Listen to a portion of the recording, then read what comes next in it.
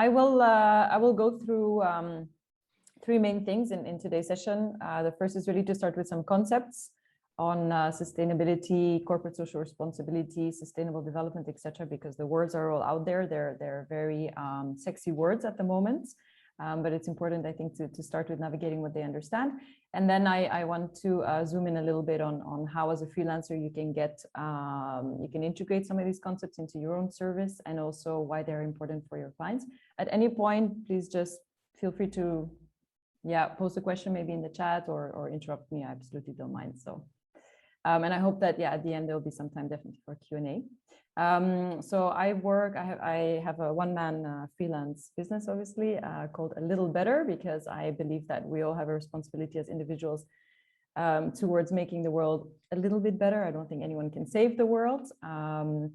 But I've been working, as Bajar said, since about 2 years now as a sustainability advisor and consultant, mostly to big corporations and investment banks and investment firms and banks, but also on some big institutions.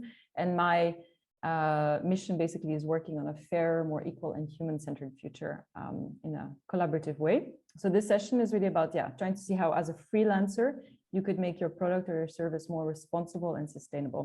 First thing that I wanted to just ask to the audience, what sustainable development, corporate sustainability, corporate social responsibility, are these words that you have come across perhaps amongst your own clients or amongst your client work? Is it something that you have heard about, and what does it mean to you? For example, with NGOs, indeed, there is a presumption that because they work on human rights issues or environmental issues, that they themselves as an organization are a responsible organization. But we all know that burnout and terrible things and abuse and inequality happens in any organization. So there's two facets really. On the one hand, it's about internal operational responsibility and sustainability, and on the other side, it's about responsibility and sustainability within your product or your service. So different people said different things: respecting people and planet, in harmony with the environment. I think we all need to think in a sustainable way: human, environment, economic. Yeah, exactly. Also in our own life as freelance. Yeah, perfect. I think Patricia definitely knows something about it, because she's mentioning the three key words, which is social, environmental, and economic, which is an important way of looking at sustainability. Oh, I'm not sure if my slides are moving. Yes. So I wanted to start with a bit of history. I'm going to try to get through it quickly. But basically, in the 80s, essentially, around 85, we already, as humanity, hit a point where the way that we were producing, consuming, the way we were chopping down trees, the CO2 we were emitting into the atmosphere, but also the way that we were producing food and things like that, actually kind of already hit a threshold where the Earth, our one single Earth's capacity relative to our behavior, our consumption, production patterns, already hit basically a threshold in around 1985. And the term sustainable development was coined in 87 by a guy called Brundtland. He was like a minister from Norway or something. And he said that sustainable development is development, so economic, social, etc. development, that meets the needs of the present without compromising the ability of future generations to meet their own needs. So we all know about climate change these days. We know that we're heading for a pretty disastrous world in future generations, and there's a real sense of urgency now. But this was termed in 1987, at that time when there was a clear crisis already emerging. And then the world started to get together. So there was various summits, big UN summits, and of course now we have COP as well. But every sort of over the last 20, 30 years, you had more and more international summits, people getting together, representing hundreds of companies and making some kind of commitments and saying we need to do something. Now, corporate social responsibility. So that's really the idea of, okay, what's the role of the corporation in all this? Just because essentially, initially, whenever these people got together once per year or every couple of years, and they made these big commitments and set also some legislation, especially environmental legislation.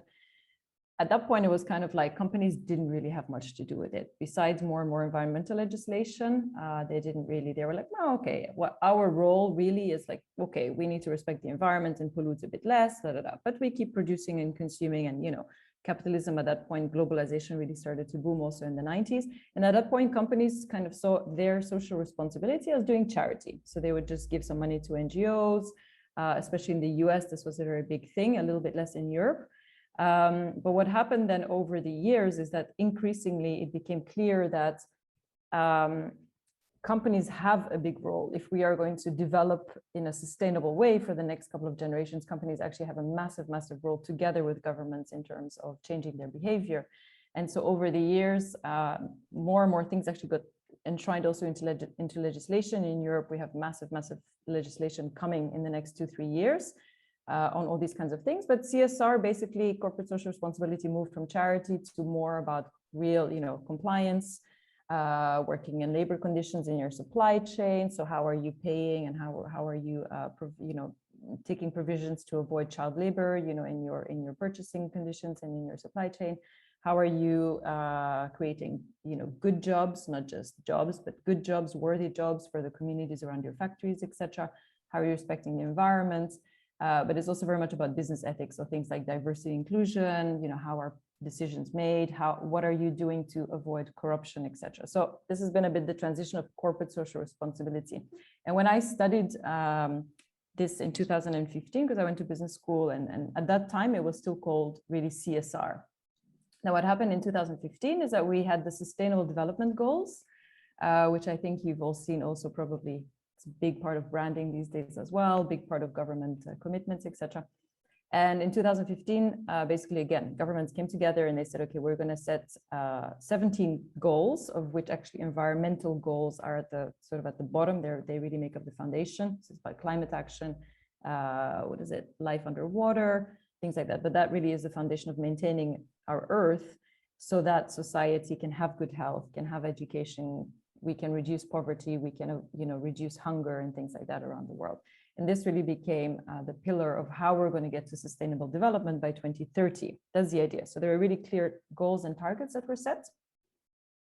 And that's really when the term changed a little bit from corporate social responsibility to corporate sustainability, because we started to talk about what is a company's role to contributing to our sustainable development. And those sustainable development goals make up quite a big part of what companies are talking about today. Where we're at the moment is that all this stuff is becoming very much enshrined in legislation for corporations. So definitely, if you are working with big companies, especially here in Europe, there's super heavy legislation coming in 2023, 2024, where basically a company will have to make commitments, they'll have to do assessments, they have to make commitments, they have to report on how they are managing and mitigating environmental, social, and economic impacts of their business, how they're measuring that, how they're actually assessing it in the first place, and then also what their commitments are to reducing essentially the negative impact and on elevating some positive impacts. So reducing negative impacts, of course, is things related to your waste management, your energy consumption, whether you're switching to renewable, of course, all these things. But it's also about what steps you're taking to ensure, human rights, respecting human rights in global supply chains, what steps you're taking for better tax transparency. So it's really, really all encompassing. And what companies will have to start doing is not just reporting on these things, but these things will get audited, like your financial reports actually get audited as a company. So it becomes really, really, really critical. But also in India, you now have a CSR law, which has become quite stringent. There's more and more different countries that are adopting national action plans on business and human rights, where the implications for their businesses are really, really massive. And the obligations are moving much more from a voluntary, like nice to have, it's a nice kind of PR thing, to do good branding, to have a nice campaign on our social contributions or on our charity work. But commitments are no longer enough. And simply saying that you're doing something vis-a-vis somebody actually checking whether you've done it, that's really the big switch. And also there will be more and more personal liability. So if a company has a huge scandal like VW did or whatever, it will not be about the company just paying, you know, millions here and there for some lawyers and stuff like that. There will be personal people that will go to jail for stuff like this. So this issue of limited liability the protection of limited liability will also become less. So it's becoming a really, really important thing. And the reason is because we've had 30 years of CSR and blah, blah, blah, as Greta would say it. But things are not really getting better. And so that's why there's a realization that we need to go from voluntary to mandatory. Because the situation remains quite bad. We have more and more people also still living in poverty. Food security is really an issue. We have a massive, increasingly large gap between rich and poor in many countries, especially also after COVID. So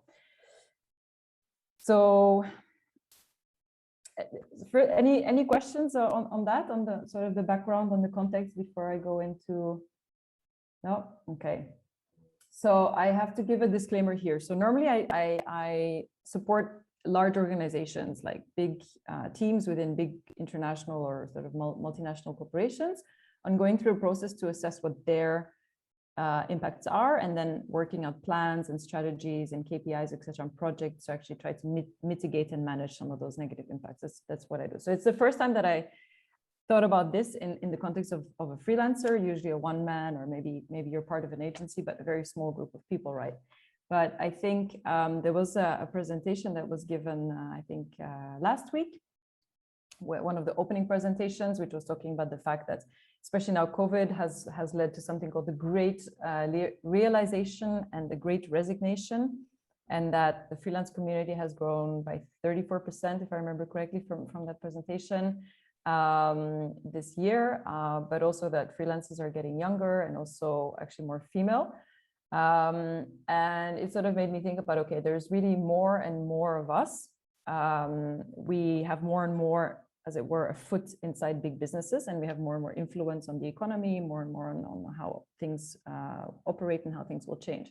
And with more power comes more responsibility, I think, also in terms of us taking our own actions.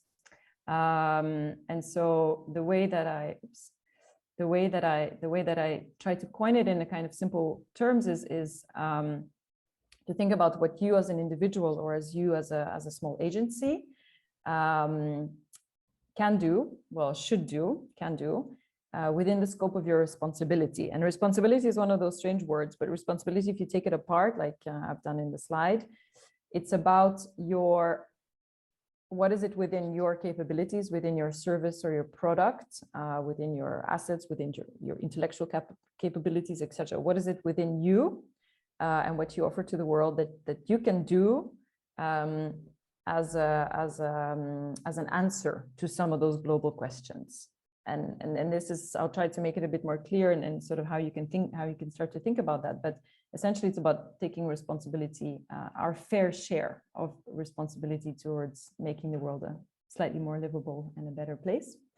And in a way, it comes down to things like, okay, what is it that you can do to contribute to social well-being, all social well-being, not just for certain people, environmental preservation, and that means environmental preservation globally, because we might be switching to renewable energy here in Europe, but in a lot of the world, they are dealing with massive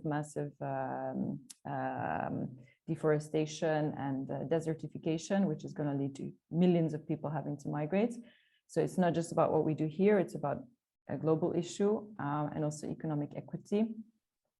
As I said, things are not necessarily getting better in that regard.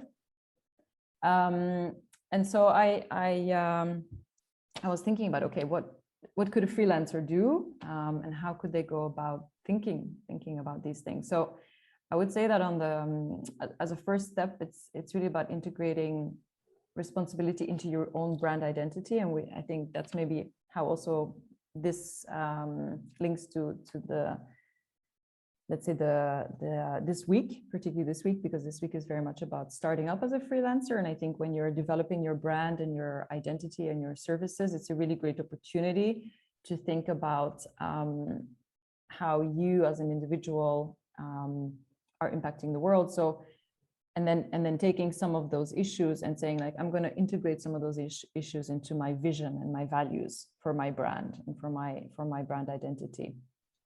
And there's a few tools that I think are definitely also, they're not tailored necessarily to a freelancer or to a very small agency, but you can definitely use them as a guide. If you're interested, I'm very happy to share with you like some links and stuff like that. I just wanted to mention them here, but if you're actually interested in knowing more about them, I can send you some more information. So don't hesitate to get in touch. But there is something called, for example, the Future Fit benchmark. It allows you to really look at, it's a number of goals that are called the break-even goals. So these are the basic things that anyone or any organization should try to meet as a minimum. And then, just to stop all of that stuff going down and things getting worse, which, by the way, nobody actually meets those because we all, to be honest, contribute to things getting worse in our own little ways. Whether we try our best or not, it's very, very difficult because we're part of a structure, and in the end, the structure needs to change.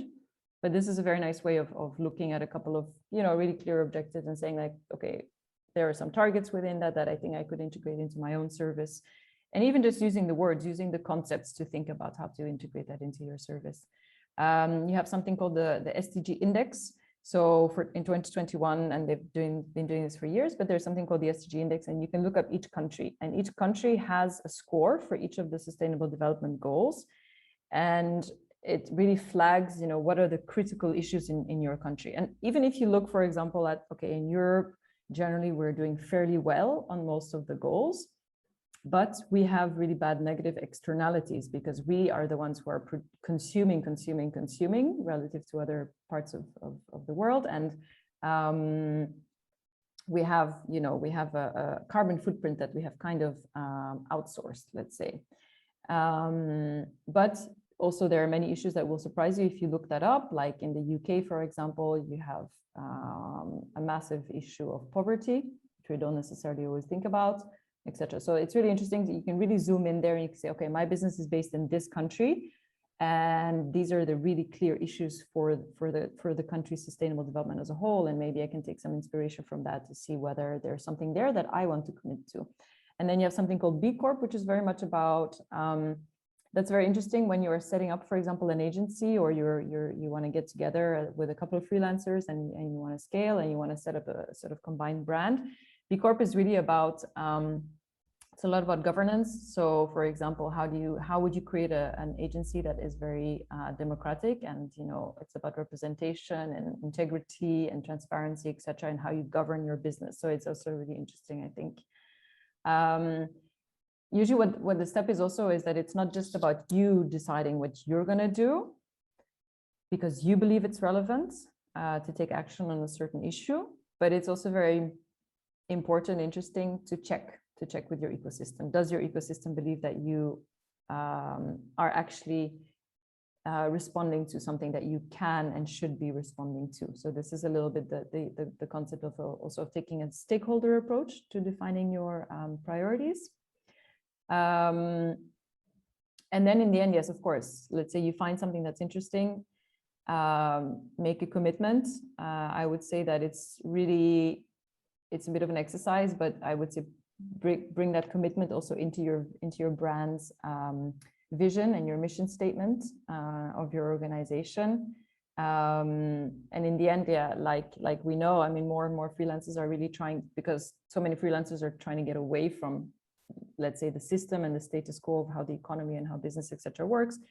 We really have a unique opportunity in a way to create brands and identities that are really a reflection of our personal values and things. And taking some of those aspects is a really nice way of translating, in a way, some of those values into something that's really tangible. And not just that, but it's also a really good, it's an authentic way also, I think, of creating your vision and your brand. So that's kind of the first step. Like with everything in life, you have to practice what you preach. And it would be quite hypocritical if you were yourself not doing some of this stuff for you, for you as a person, or for you as an agency. and then going to your clients and being like, oh, by the way, blah, blah, blah, you should be sustainable and things like this. So this is really important. So I think the first step is to integrate and think about it from your personal perspective. But then I also thought about, okay, freelancers. And I know that there are a lot of marketeers, creatives, content producers, strategy consultants within this community. And when you have done this exercise a little bit for yourself, and you've made it part of your identity, then you really have the opportunity to think about, okay, especially as a marketeer or a content producer, or even as a creative, you have a really, really big role in terms of telling the world about your client's brands, right? You tell the world what your client does, or you know, how great their service is, etc. Unfortunately, that also means that you have a great opportunity to let brands get away with a lot of crap, with a lot of things that maybe are not necessarily the case. But you also have, on the flip side of that, you really have, I think, a great opportunity and responsibility to influence also your brand. So it's not just about saying, you know, having a client that says, oh, we want to do this great, you know, we want to find a, like, communicate about this new product that we have, etc. But it is for you an opportunity to think about responsibility and sustainability within your client's product also, and to raise those questions. But of course, if you're going to raise those questions and influence how the brand communicates in a responsible way, you have to have done some of the work yourself in the first place. Now, I personally, I mean, yeah, in a way you could say, okay, Katrien, you work for like big dirty banks and like, you know, investment firms and big multinationals that have do all kinds of terrible things, and it's true.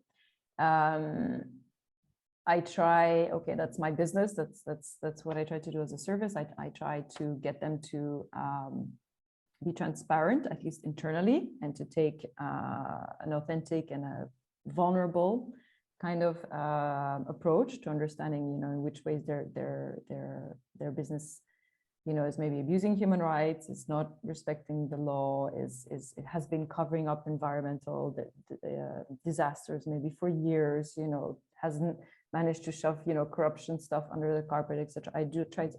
My job is really to raise those issues internally, and then to take a soft, sometimes can be much more actionable course, but sometimes it's a very soft course to starting to, okay, how are we going to manage that? How are we going to try to mitigate some of those impacts, and what are we going to do in the future? But I wish and I hope that one day I will be able to choose companies that I feel are really, really, really committed. So that really want to take responsibility in the sense that they're completely open and basically mature enough to even be transparent and to admit and to come out and say, yes, like we have not done things very well until now, and this is all the crappy things that we have been doing, but we're ready to take some responsibility for that. There are very few brands that are able to go there, but I think things are shifting, increasingly shifting, and the law, like I said, is gonna bring some of that about. But indeed, and in fact, this was one of the questions that was raised in the survey, the MALT survey that is part of, that Elina has also been advertising. And I was hoping that maybe we could get some responses, because I think it would be interesting to see. But in that survey, take it if you haven't taken it yet, there is a question in there about whether we would exclude companies that don't match our beliefs in diversity and inclusion, and the same with environmental responsibility. And it's interesting to see whether, as freelancers, how we feel about that, right? Of course, the question is, can we afford to do that? So that's one way that you can take an approach. If you can afford to take that approach, I would encourage a freelancer to do that, to perhaps not like, oh no, you're a dirty company, I will never work with you, unless of course, like maybe they produce weapons, cigarettes and porn. Those are the obvious ones, but there are other ones which are like somewhere in the middle.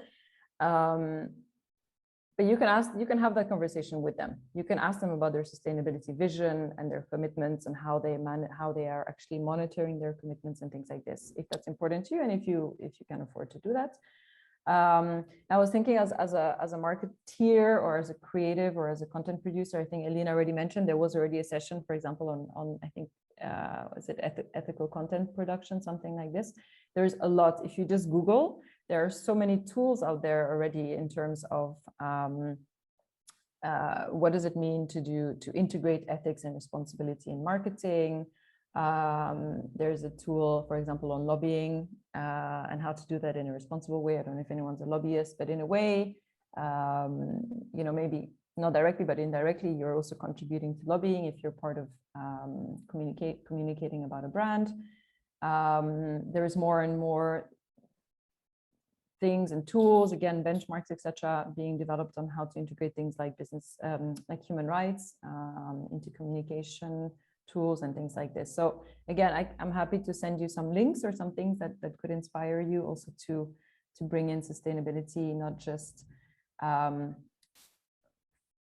for yourself and as part of creating your brand and your identity, but also how you can integrate, again, and so in a way it's a translation then of your values into your service, how you can then integrate some of these aspects also into your product or your service, and in this way also influence your clients towards a more sustainable future, because in the end the status quo is not possible anymore, unfortunately. So things have to change, and things are changing. So it's, I think, very much about being part of that change. Just one or two more slides, and this is maybe a little bit the business case for yourself as well, in terms of sustainability and again, integrating that into your offering, your service offering. It's such a big thing now for companies. I mean, every company website you look at, you know, they have product, service, you know, who we are, sustainability. It's such a big topic. And in fact, it's increasingly a really big component of when you go through a proposal or a pitch or whatever. It's a really big component more and more that you need to have done certain things and you need to be managing certain things. It's massive. It's sort of very much being put next to price and quality. It's kind of like the next big thing. And so by default, I think it's really interesting, and it's part of also, in a way, I think, let's say, making the business case, but also your own USP. If you know what your client sustainability priority or your prospect sustainability priorities are, it's really interesting to look at how you can then contribute to those. And so you start to talk a little, it's a way that you can talk about shared values also. So you know that they are, you know, focusing on, I don't know, let's say climate change by doing these 3 or 4 things. And perhaps in your own brand, you've also committed to something similar. It's something to bring into the conversation in terms of a match of values between the two organizations. So there is a real clear, I think, USP. As we all know, the big brands are all using it also as their own USP. And these days, for example, we know that, yeah, millennials are really into this. It's really important for them and they look for it. They look for it when it comes to choice of product, service, employer, etc. And there's a lot of benefits also that have been found with being a responsible company in terms of course, yeah, increased revenue, reducing risks, enhancing opportunities. Apparently, I don't know how true this is, but if you're an SME, if you integrate sustainability and responsibility within your business, apparently it has a 51% potential revenue increase, and if you're a multinational company, apparently has an 81% revenue increase. So it's no longer a nice to have, it's a must have, and there's a clear business value also to that.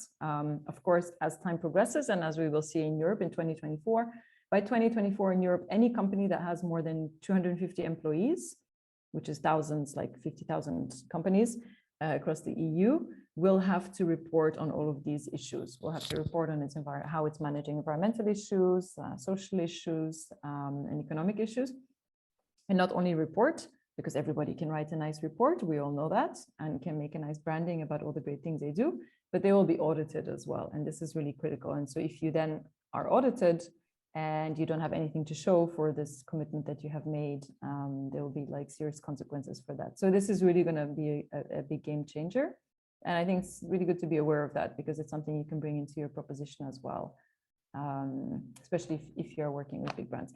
Yeah, and then just to finish, this is like, yeah, basically be part of the change. Don't be sitting somewhere like that in 20 years time from now with your kids, you know, with a completely destroyed world all around us on a bunch of cash, but nothing to show for anymore. And yeah, I don't know why I added this, I got this from somewhere else, but Greta made a famous speech, I think 5 or 6 days ago, where she said, you know, it's been 30 years of a lot of blah, blah, blah. And now is really the time to make some changes. So I think as freelancers, we have an opportunity there because we're free and we're autonomous, and I think we're very much increasingly becoming part of influencing also the direction of businesses.